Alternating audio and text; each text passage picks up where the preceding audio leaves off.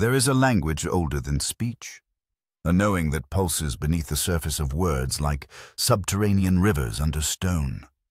It lives in your bones, not your brain. You know it in the tightening of your chest when you walk past a stranger who says nothing. Yet, something heavy bleeds from their presence. You feel it in the way your body contracts in crowds, not from fear, but from too many threads pulling at the tapestry of your being at once. And still, for most of your life, you have been told this is weakness, that to feel so much is to be defective, overreactive, irrational. But I will tell you something forgotten. Your capacity to feel is not a wound. It is a portal. Before we begin, take a moment to like and subscribe. The more you engage and stay with the content, the more YouTube shares these timeless insights with others. By doing so, you're not only helping this channel grow, but also spreading Carl Jung's transformative wisdom to those seeking meaning and inner truth. Let's dive into the depth of the psyche together. You are not sensitive in the way the world defines it. You are permeable. Yes, but not fragile. You are not broken glass. You are the sea, wide and echoing, stirred by even the most distant moon. What others call too much is the very thing that has kept the soul alive across ages when empires rose and fell without ever listening to the silence inside them. You are not maladjusted. You are attuned. In a society that rewards the armored and dismisses the intuitive, to walk through the world open is to live in exile. But that exile is not punishment, it is initiation. You are being called into the archetype of the seer, the one who stands between realms. But unlike the priestesses and prophets of old, you have no altar to kneel before, no elders to whisper the sacred maps. So you carry the weight alone, often not knowing what it is you carry, only that you feel everything. You cry for strangers. You dream other people's pain. You absorb sorrow like roots take in rain, never knowing which storm it came from. And this, too, is sacred.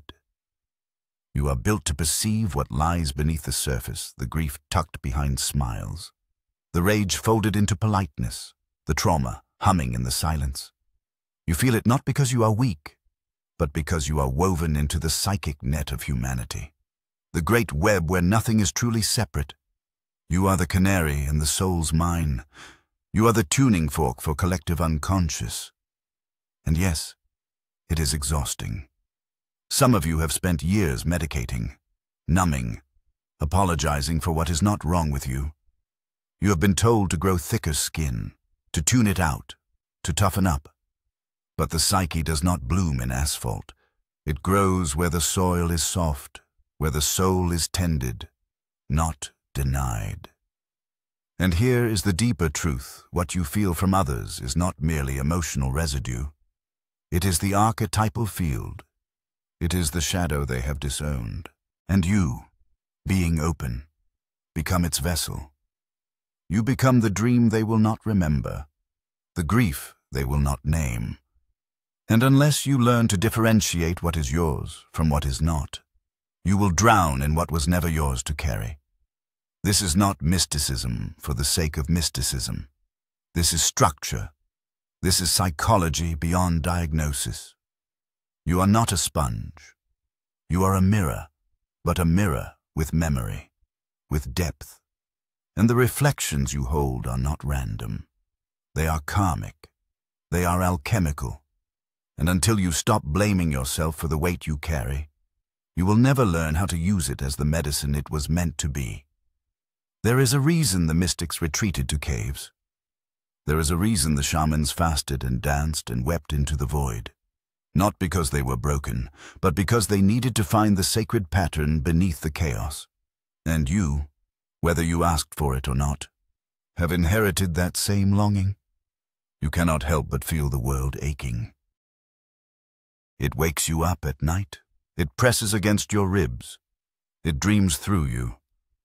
But let me speak now of boundaries, not the kind built from fear, but from sovereignty. The open-hearted are often taught to give endlessly, as if depletion were a virtue. But there is nothing noble about pouring from an empty cup. There is no sainthood in burnout. You must learn to hold your energy as sacred, not because you are selfish, but because what flows through you is holy. And the holy must have containment. The chalice must have form. You must build your own temple, not just of silence and salt, but of choice, the sacred right to say, not this, not now, not mine. I once knew a woman who could feel earthquakes before they happened, not in her mind, but in her spine. She carried this ability as a curse for years, fearing madness. But when she began to study the language of the body, she realized her nervous system was reading tectonic shifts, not just in earth, but in people. She was an oracle without a myth.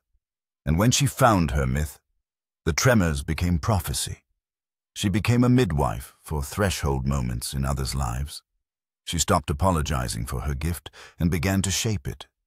That is what I ask of you now. Not to stop feeling, but to begin listening to the inner dream, to the ancient architecture of your soul. Because within you is not just pain, within you is a map. And that map leads not outward, but inward into the underworld, into the symbolic, into the great forgetting from which all remembering is born. So, if you weep without knowing why, pause. If you tremble in certain rooms, listen. If you dream of water, fire, abandoned temples, serpents, or moons, take note. The unconscious speaks in image, not instruction. And if you are open, truly open, you will begin to see that you are never just absorbing. You are being initiated. You are the threshold, the place where personal and collective intersect. The place where wounds become gateways. The place where the forgotten is remembered. And now, I offer you a rite of reflection, a symbolic gesture, a whispered naming of where you are in the spiral leave. 22. In the comments, if you are awakening to your archetypal role no longer a sponge, but a mirror, a guide, a dreamer who knows. Leave. 404. If you are in the sacred process of returning to yourself, calling your energy back from all the places it scattered in the name of love, leave. 88. If you are walking between worlds, building your own inner temple, learning to hold your depth with discernment instead of shame, or choose a number of your own one that echoes in your chest like a bell in a forgotten chapel. Let it be your sigil, your myth in motion, your way of saying, I remember who I am, and may others who see it feel a flicker of home. But there is no return, no cycle, no reciprocity, and so you begin to leak rather than shine. You begin to ache rather than burn. And then you are told you are too much. Yes, you are too much. Too much for a world that has grown too little, too much for a culture that cannot hold its own pain, too much for a family that does not know how to weep. You are too much because they have built themselves too small. But I say again, this is not your flaw. This is your function. The question is not whether you are broken. The question is whether you are trained, whether you are anchored, whether your light has been given a form. There is a reason the ancients had rites of passage. There is a reason the mystics withdrew to the desert, the cave, the forest. Not to escape the world, but to learn how to survive the energies of the world without dissolving into them. To feel everything, yes, but not to become everything. To carry the water, but not to spill. You must now learn this ancient art. We must begin with the shadow, not the shadow of others, but your own. Because you see, when you live wide open, you do not only absorb the light, you absorb what is hidden. And if you have not met your own darkness, your own rage, your own envy, your own grief, it will blend with what you pick up from others. and you will not be able to distinguish what is yours and what is not. This is the first step in initiation to sort the self from the storm, not through withdrawal alone, but through encounter, through symbolic inner work, through dream analysis, through image, through reflection, through sacred solitude. You must go inward, not to escape, but to discern. Because unless you know the contours of your own shadow, you will be at the mercy of projection. Let me explain. When you are untrained and someone near you is filled with unspoken aggression, you may feel a wave of anger rise in you. But if you have not made peace with your own capacity for aggression, if you have exiled it, you will mistake that feeling as entirely foreign or worse, entirely yours. You may rage without cause or suppress without reason or collapse without knowing why. But once you have looked into your own inner abyss and seen the wolf that lives there, you will begin to distinguish, this anger is not mine. It has entered me, but it does not belong to me. This is the beginning of sovereignty. And sovereignty is the only true protection for a soul that is wide open. Not armor, not disconnection, not numbness, but sovereign sensitivity, sacred discernment, the power to feel without drowning, the ability to open and close the gate with intention. You were born without a gate, that is the truth. But you can build one, and it is not made of stone. It is made of self-awareness. We shall pause here, not because the work is done, but because we are nearing the edge of what can be taken in without rest. In the next breath, we shall journey deeper into archetype, into possession, into spiritual hygiene for the mystically open soul. But for now, feel this. You are not alone. You are not mad. You are not weak. You are open. And that, in a world of the closed, is a radical act of soul. Let us return now to where we left off. The soul wide open, caught in the storm of energies, sensations, projections, and unseen tides. And let us ask not from the surface, but from the depths. What truly moves through a being so open to answer this? We must speak of possession, not the kind you see in tales of demons or fiction, but the psychic kind. The kind that occurs when an archetype or a fragment of the collective unconscious takes hold of the ego and floods it, you see, when your boundaries are thin. When your soul lives exposed, it becomes an easy entry point for forces greater than your personal will. These forces are impersonal, ancient, and autonomous. They belong to the archetypal realm, and they do not ask for permission. Let me offer an example. A woman enters a room and suddenly feels despair. Her chest tightens. Tears come. There is no reason for them, but she has no tools of discernment, no symbols to map what is happening, and so she assumes, this must be me. The despair grows. She retreats from others, isolates herself, believes herself broken. But what she does not see is this, that someone in that room had just buried a child and had spoken no word of it, that the grief moved silently, like smoke through air, and she, being wide open, inhaled it. But this is not simply about emotion. It is about archetypal occupation, for what enters her is not merely sadness. It is mother grief, the ancient archetype that arises whenever a soul loses a part of itself. She is not just empathizing. She is inhabited momentarily by a force greater than the personal, a collective wound seeking to be felt. Now imagine this happens again and again, day after day, without the architecture of ritual, symbol, or inner authority. The self becomes flooded, identity weakens. The ego, which should be the container of experience, becomes the vessel of everything that passes. And in that flood, the individual forgets who they are. They begin to identify not just with their pain, but with every energy they have absorbed. And so they become anxious without reason. They grow weary without effort. They fall into despair without context, and the world tells them, "You're too emotional, too unstable." No, they are simply possessed by energies that were never named. Here, we must name them. In Jungian language, we call these forces complexes when they are personal, and archetypes when they are transpersonal. But for the one who feels too much, the line between personal and transpersonal blurs. The self becomes the stage for the dramas of the world soul.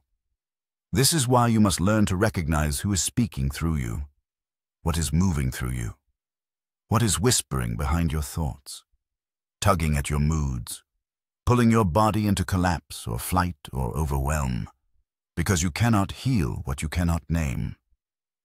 Let us go deeper now into the dream realm, where the psyche speaks its truest language image.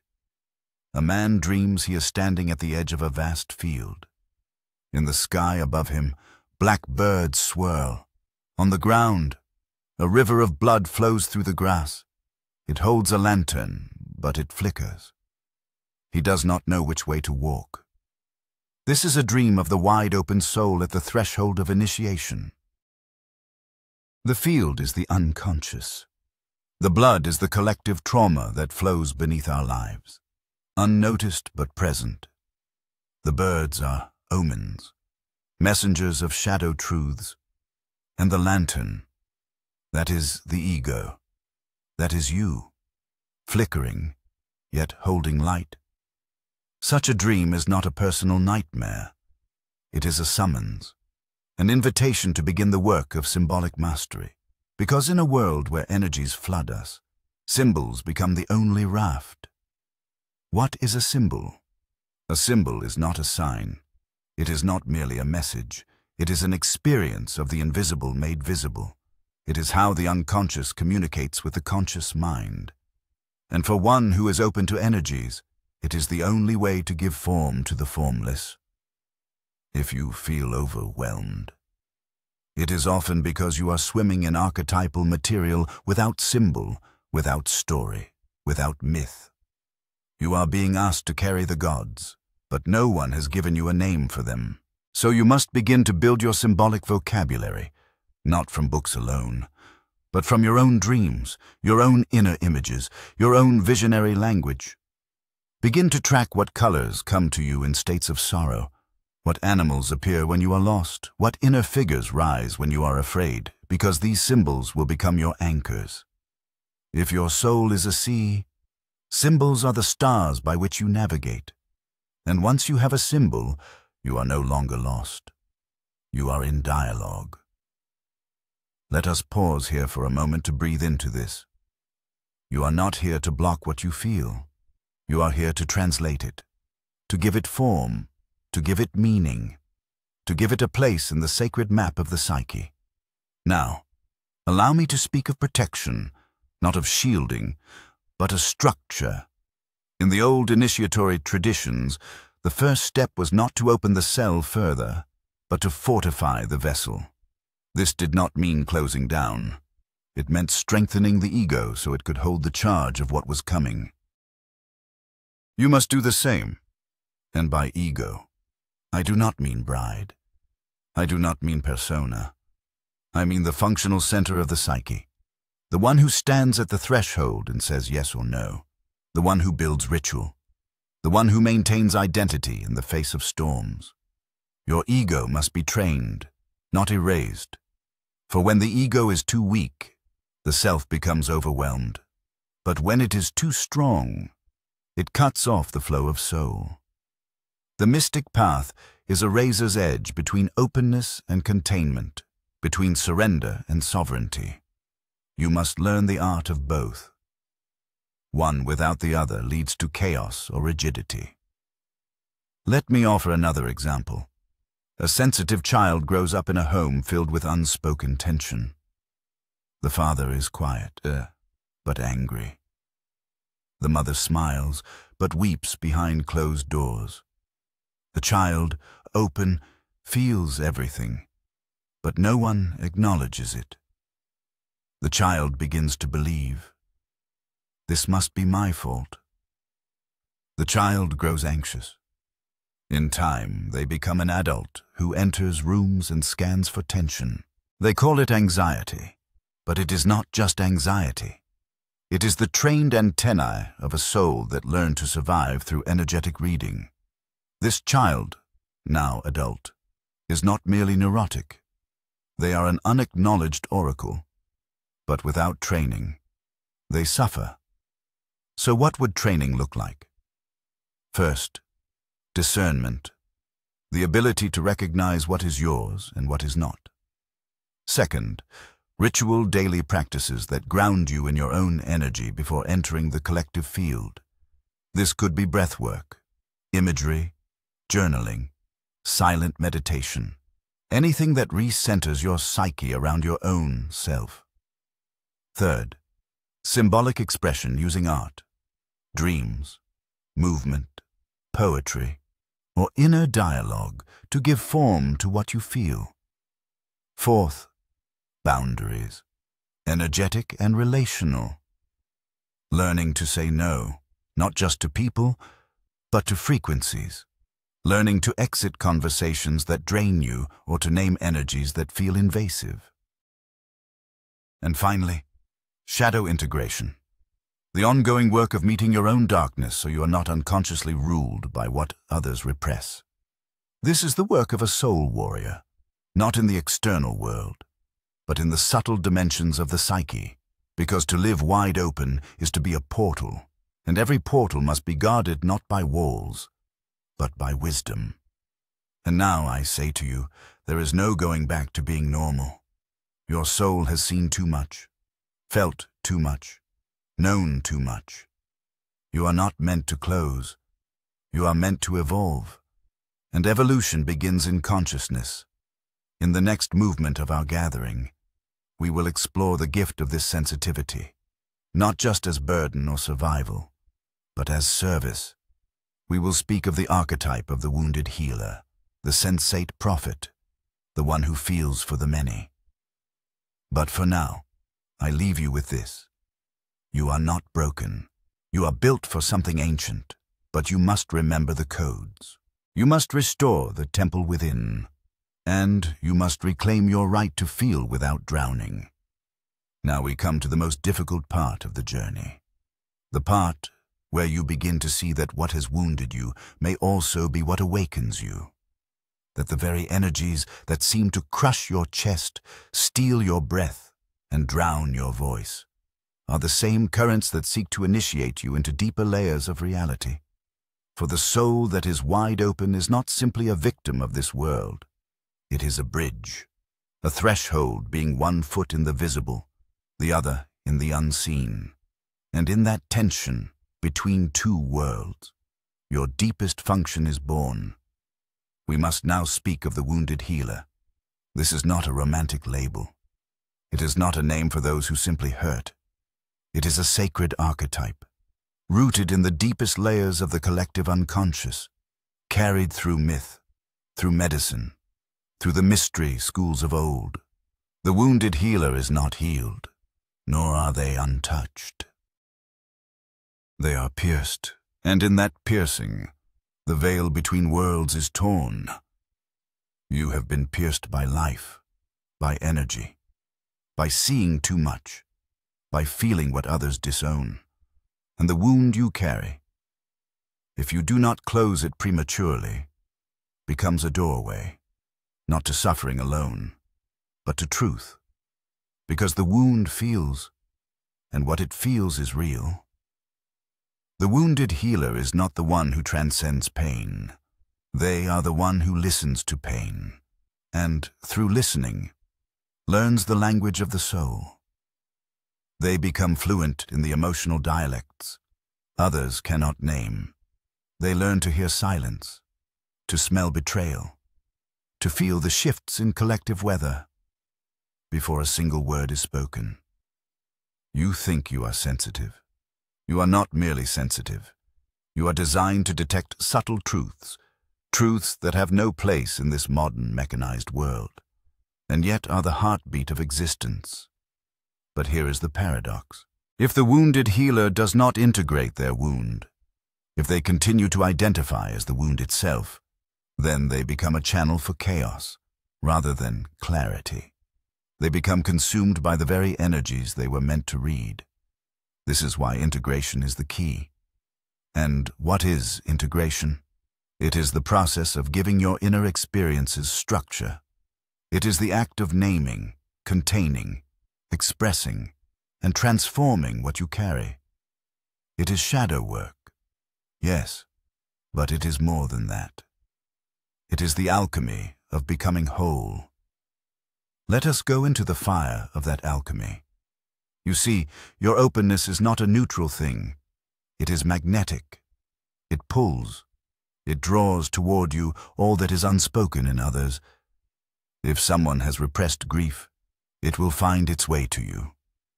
If someone is pretending to be strong, their inner child will speak through your nervous system. You are a tuning fork for suppressed experience. And because of that, you must become fluent in energetic discernment. Ask yourself, is this emotion I am feeling truly mine? Or is it a visitation? Because every time you feel overwhelmed, drained, confused, or lost without clear cause, you are likely carrying someone else's content, not because you are weak, but because you are wide open and unclear. To be open and unclear is to be vulnerable to possession. To be open and clear is to be a mystic in service. You must learn to track these visitations. When a wave of emotion rises, do not simply react. Inquire, not from the intellect, but from the soul. Drop into the body. Listen. Ask, what has entered me? Who or what am I hosting? This is not superstition. This is psychic hygiene. Just as you wash your physical body daily, so too must you cleanse your energetic field. Not because it is wrong to feel, but because it is dangerous to feel unconsciously. Let me be precise. Energies are not metaphors. They are real. They move through time and space. They carry information. They influence thought. And if your psychic borders are permeable, as they are for many of you, then you must become a guardian of your own temple. Build daily rituals of clarity. This is not about control. It is about communion. Your soul is a sanctuary. Treat it like one. Now let us enter the most sacred truth of this path, that your openness is not a burden, but a gift to the world, to the wounded, to the collective unconscious that cries out for witnesses. You are a witness to the unseen, and in a world addicted to surface, the witness is holy. You carry a mirror that reflects not faces, but frequencies. You walk through life tracking what others deny. This is not weakness. This is your vocation, but you must claim it consciously. To live unconsciously as an open soul is torment.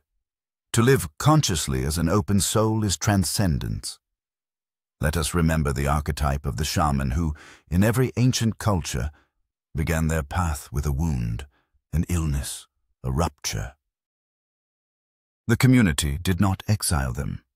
It sent them into the wilderness to find vision.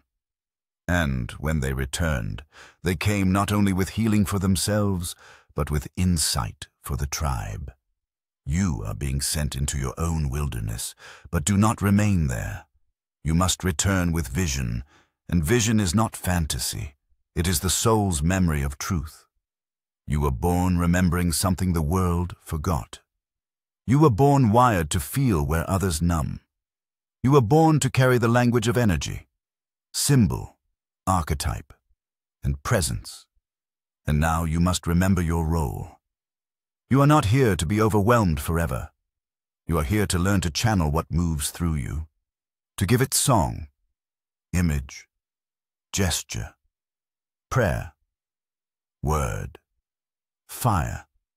Because once you begin to express what lives inside you, it no longer owns you. Once you give voice to the energies, they become creative allies rather than psychic burdens. This is why the mystic becomes an artist. This is why the healer learns to speak, not to entertain, but to transmit. Transmission is the sacred purpose of the open soul. and to transmit cleanly. You must stay close to your center, not the ego. The self, the capital S self, is the unshakable core beneath all moods, all energies, all projections. It is the ground, the axis, the timeless place where the opposites meet. When you live from that self, you become a tuning fork for wholeness. People feel safe around you, not because you are calm, but because you are true, and truth is magnetic. When you are wide open and centered in the self, even the most chaotic energies begin to settle in your presence. Not because you are controlling them, but because you are reflecting them back without distortion. That is what it means to transmute. Transmutation is not suppression. It is not fixing. It is alchemizing. And you, dear one, are the alchemist. But only if you accept that the very thing you were told was your curse is in truth. You call. And now we approach the edge of something sacred. The realization that your openness is not merely psychological, not merely emotional, not even spiritual in the sentimental sense. Your openness is cosmic. It is existential. You are porous, not by accident, but by design. You are built to feel what the world represses, to hear what the rational mind cannot comprehend, to hold the psychic residue of humanity's silence until it transforms into gold, not the kind that glitters, but the kind that illuminates, the kind that is forged in the crucible of darkness, in the unbearable pressure of unspoken knowing. This gold is called individuation. It is the wholeness that emerges when you stop resisting what you are and begin to shape it, to speak it, to surface it. You were not made to carry everything alone. You were made to transfigure what you carry, the energies you absorb. Yes, they are heavy, but they are not yours to hoard. They are yours to redeem. You are not a sponge. You are a priest of the invisible. You are the one who stands at the border between what is seen and what is denied and says, I will feel what they cannot. I will name what they refuse. I will make visible what they buried. And in that vow you become holy. But holiness, as I have said before, is not purity. It is wholeness. It is the embrace of the totality. Shadow and light, sacred and profane grief and ecstasy, silence and song. The open soul is the vessel for this totality. And so you must not only protect yourself, you must learn to create with it. This is the great transition from survival to service, from overwhelm to offering. The open soul that has integrated its own shadow, that has built symbolic structure, that has cultivated ritual and discernment. Such a soul becomes a living transmission. Others heal simply by being in your presence, not because you fix them, but because you feel them without fear. You mirror their unconscious in such a way that it becomes conscious, and in that awareness, healing begins. But beware. To serve in this way is not to become a savior. It is to become a mirror that does not distort. That means staying rooted in your own self. That means knowing the difference between compassion and enmeshment. That means letting others walk their own journey, even when your body aches with the desire to carry them. Because in the end, your task is not to remove their suffering. It is to witness it without losing yourself. And that is the highest frequency of love. That is the alchemy of true presence. You will find, in time, that the more you center yourself in the self, the divine core, the archetypal center, the less drained you become, the more symbolic your language, the less confusion, the more you turn your experiences into images, the more clarity, the more you express, the less you absorb, the more you create, the less you collapse. Creation is the medicine for the open soul, not productivity, not perfection, but through creation. The spontaneous emergence of form from the unseen. When you write, paint, dance, dream aloud, pray with your body, speak. what has never been spoken. You are not escaping your sensitivity. You are releasing its pressure. You are turning current into current sacred currency. That moves not from exhaustion, but from inspiration. So I ask you now, what will you make with what moves through you? What will you sculpt from the chaos? What myth will you live?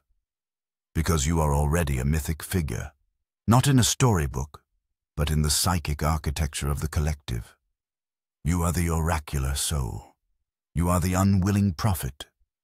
You are the open one who has seen too much and can no longer pretend. But you are not doomed to drown. You are invited to rise, and rising does not mean closing. It means opening with consciousness. It means remembering the tools. It means gathering the fragments of your story and weaving them into a tapestry that sings. You are not broken. You are not too much. You are not unstable. You are wide open to energies. They cannot feel, and that is your genius. That is your vocation. That is your burden. Yes, but also your blessing. So go now. Return to the center. Reclaim your symbols. Rebuild your inner altar. Speak the words you were told were nonsense. Feel what others cannot feel, but do not become what they project. Transmute the pain into presence. Transmute the shadow into art. Transmute the noise into stillness, and know that somewhere, far beneath the surface of all things, the world's soul remembers your name.